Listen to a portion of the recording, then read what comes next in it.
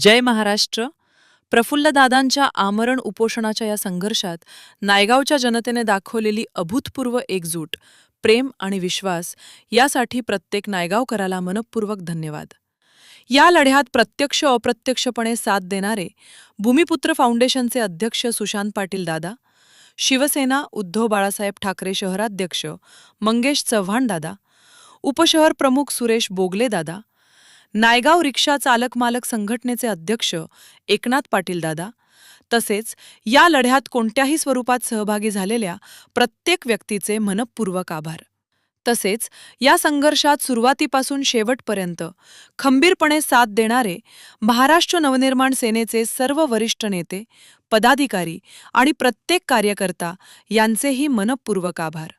आणि विशेषतः ठाणे पालघर जिल्हाध्यक्ष, सर्वांचे लाडके मनसे नेते, ठाण्याचे वाघ माननीय अविनाश जाधव दादा आणि वसई विरार शहराध्यक्ष माननीय प्रवीण भोईर दादा, तुमची साथ ही केवळ राजकीय साथ नव्हती, ती आमच्यासाठी विश्वासाची ढाल होती, संघर्षाची प्रेरणा होती आणि प्रत्येक कठीण क्षणी पाठीशी उभे राहण्याचे बळ होती. प्रफुल्लदादा, आमरण उपोषणावर असताना तुमच्या खंबीर पाठिंब्यामुळे आम्हाला कधीही एकटे असल्याची भावना आली नाही. तुमचा विश्वास, तुमचे मार्गदर्शन आणि तुमचा आधार आम्ही आयुष्यभर विसरणार नाही. तसेच सायली राऊतताई, तुम्ही दिलेला भावनिक, नैतिक आणि प्रत्यक्ष संघर्षातील खंबीर आधार आमच्यासाठी अमूल्य होता. तुम्ही केवळ आमच्यासोबत उभ्या राहिलात असे नाही, तर संपूर्ण संघर्षात आमची ताकद बनलात.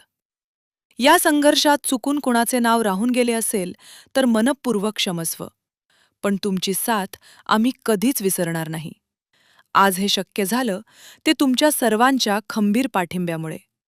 महाराष्ट्र नवनिर्माण सेना, नायगाव शहर संघटक प्रफुल्ल कदमदादा आणि संपूर्ण टीम, तुमची ही साथ, तुमचा विश्वास आणि तुमचे प्रेम आयुष्यभर लक्षात ठेवेल. आजचा हा विजय इथेच थांबणार नाही.